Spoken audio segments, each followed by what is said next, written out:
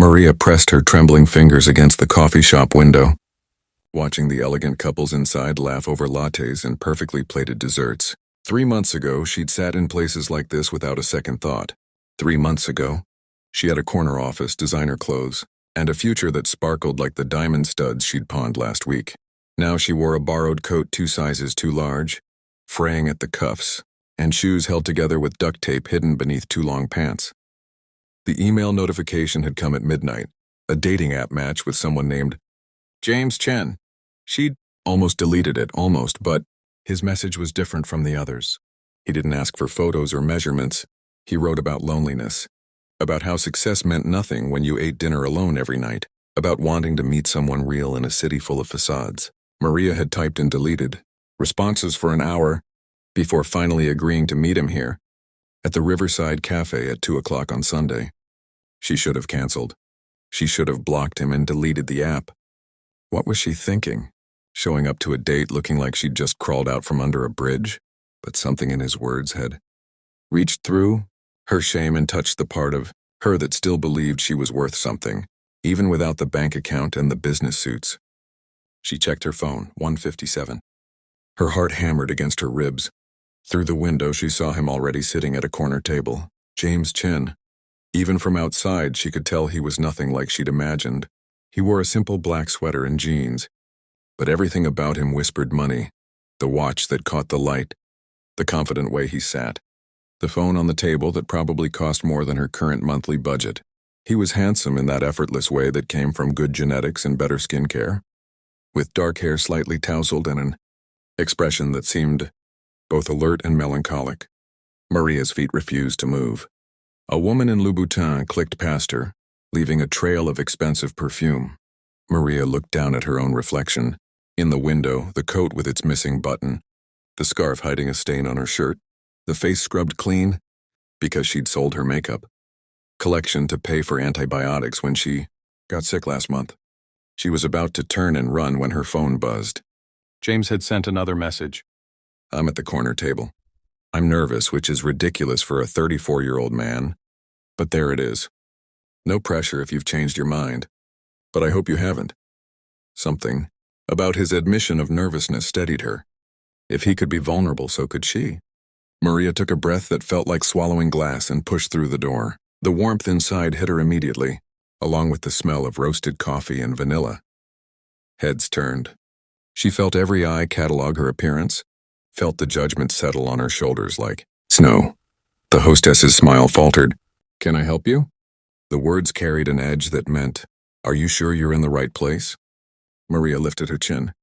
I'm meeting someone. She walked toward James's table, each step an act of defiance against the voice in her head screaming at her to leave. He looked up from his phone and their eyes met. Maria waited for the disappointment, the poorly disguised disgust, the polite excuse that would end this humiliation. Instead, James Chen smiled, not the plastic smile of someone trying to be kind despite their horror, but something that reached his eyes and made them crinkle at the corners. He stood immediately, nearly knocking over his water glass. Maria? Yes, she managed, her voice barely audible. I'm sorry, I should have told you. I'm not, this isn't. He pulled out her chair. Please sit.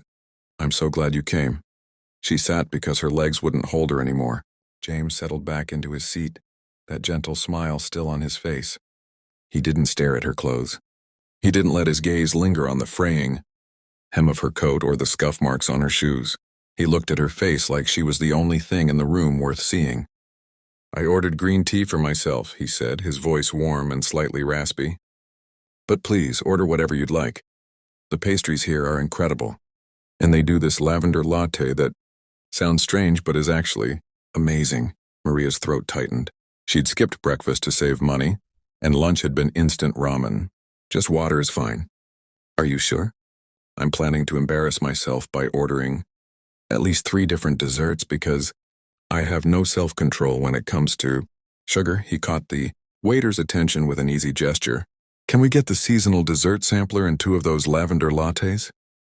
He glanced at Maria. Unless you hate lavender. I should have asked. I'm already failing at this.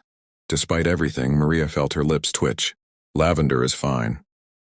As the waiter left, James leaned forward slightly. So, full disclosure, I'm terrible at dating. I rehearsed 17 different conversation starters last night, and now I can't remember a single one. My assistant would be appalled. She's always telling me, I need to prepare less and live more. Something in Maria's chest loosened. Your assistant sounds wise. She is. She's also the only person who tells me when I'm being an idiot, which is invaluable. He paused, his expression turning more serious. Maria, I need to be honest about something. I didn't put my full name on the app, and I wasn't completely forthcoming about what I do. My full name is James Chen, and I'm the CEO of Chen Technologies. I didn't mention it because when I do, people tend to see the title instead of the person. Maria had heard of Chen Technologies. Everyone had. They'd revolutionized cloud computing and were valued at something astronomical. This man sitting across from her looking nervous and genuine was one of the richest people in the city. The absurdity of her situation hit her like a wave. Here she was, dressed in borrowed clothes held together by hope and denial, sitting across from a billionaire, CEO who could buy this entire building with his pocket change. She should feel mortified. Instead, she felt something unexpected, a spark of her old self. The Maria who'd built a marketing company from nothing before a business partner's. Embezzlement destroyed everything. Well, since we're being honest, Maria heard herself say, I should tell you that 3 months ago, I could have afforded anything on this menu without blinking. I owned a marketing firm, had 32 employees. We were featured in Forbes. She saw his eyebrows rise slightly, but continued before she could stop herself. Then my business partner stole everything, disappeared to a country with no extradition treaty, and left me with nothing but debt and a criminal investigation I had to prove I wasn't part of. I lost my company, my apartment, my savings-paying lawyers. I'm currently sleeping on my friend's couch and working as a night janitor at an office building downtown. This coat belongs to her grandmother. The shoes have duct tape inside them. She waited for the pity, or worse, the awkward excuse that would end this disaster of a date. James was quiet for a long moment, his dark eyes studying her with an intensity that should have made her uncomfortable, but somehow didn't. That, he finally said, is the bravest thing I've heard in years. Maria blinked. Brave? You came anyway. You could have hidden behind filters and borrowed finery and pretended everything was fine. Instead, you showed up exactly as you are and told me the truth in the first 5 minutes. He shook his head, something like wonder in his expression. Do you have any idea how rare that is? How extraordinary? The lattes arrived, along with a platter of desserts that looked like edible art, delicate tarts with glazed fruit, chocolate mousse in tiny glasses, and pastries dusted with powdered sugar. Maria's stomach growled audibly. James pretended not to hear it, pushing the plate toward her. Please, I meant what I said about having no self-control. I need someone to help me with these, or I'll eat them all and hate myself. Maria picked up a fork with shaking hands and took a bite of the chocolate mousse. It melted on her tongue, rich and dark and perfect. She closed her eyes briefly, savoring it, and when she opened them, James was watching her with an expression she couldn't quite read. Tell me about your company, he said. What kind of marketing did you do? So she told him. And as she talked, something miraculous happened. She forgot about the coat, forgot about the duct-taped shoes, forgot about the chasm between their bank accounts. She remembered who she'd been, the campaigns she'd created, the clients she'd helped succeed. James listened like her words were precious, asking intelligent. Squeezed her hand gently. I'm already falling for that woman. Maria's tears spilled over, and she didn't try to stop them. This is crazy. We just met. You don't know me. Then let me, James said. Let me know you. Not the version of you that existed 3 months ago, or the version you'll be when you rebuild. The you that's sitting here right now in a borrowed coat, trusting me with your truth. He pulled out his phone, navigating to something, then turned the screen toward her. I'm going to share something I've never shown anyone outside my executive team. This is me 8 years ago. The photo showed a younger James, thinner and exhausted looking, sitting in what appeared to be a tiny apartment. He was surrounded by computers and takeout containers, his clothes rumpled, his face unshaven. Rock bottom, he said quietly. I'd failed at my first 2 startups. I was $30,000 in debt, living on ramen and stealing Wi-Fi from the coffee shop downstairs. My family had disowned me for dropping out of medical school. I had nothing except this crazy idea about cloud infrastructure that everyone said wouldn't work.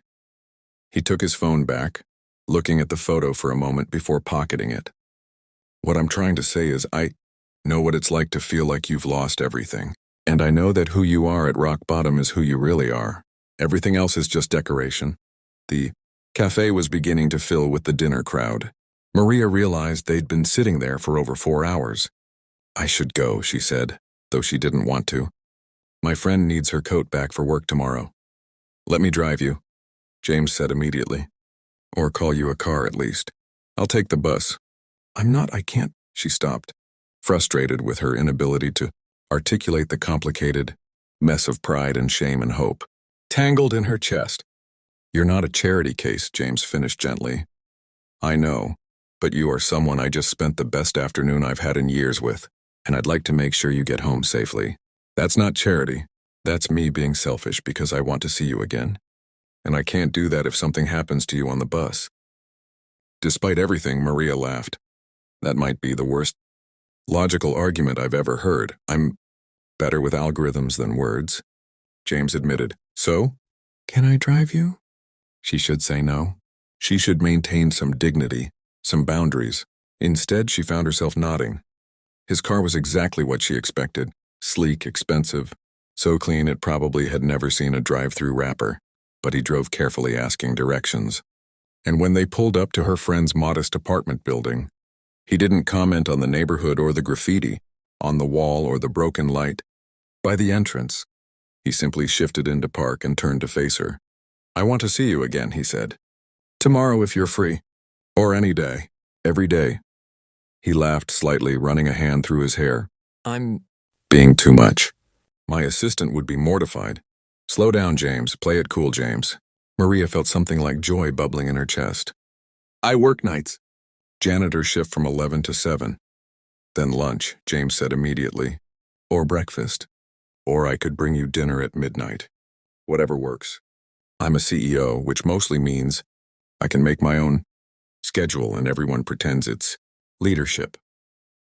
She looked at this man who could have anyone, who had everything, and had somehow chosen to see value in her at her lowest point. Why? She asked. Why me, like this right now? James was quiet for a moment, his expression thoughtful. Do you know what's hard about success? Everyone treats you like you're more than human. They forget you're just a person who gets lonely and scared and wants someone to laugh with. You looked at me like I was just a person, not a title, not a bank account. Just James. He reached over, tucking a strand of her hair behind her ear with infinite gentleness. And when you smiled, really smiled when I said something stupid about the desserts, I thought I could fall in love with that smile. I think maybe I already am. Maria leaned across the console and kissed him. It was brief, soft, and tasted like lavender and possibility. When she pulled back, James was looking at her with such open wonder that she felt beautiful, despite the borrowed coat and the duct-taped shoes.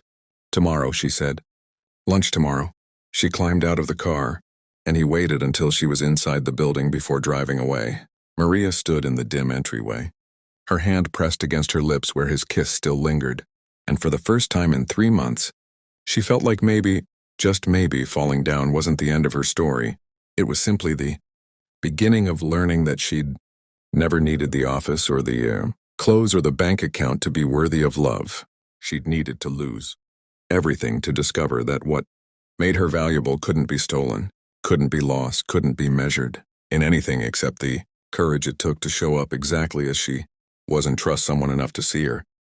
The borrowed coat suddenly felt a little warmer as she climbed the stairs to her friend's apartment, already counting down the hours until lunch tomorrow with a CEO who'd fallen in love at first sight, with a woman brave enough to show up to a blind date, dressed like a beggar, and in doing so, had shown him the only thing that truly mattered, a heart that refused to give up.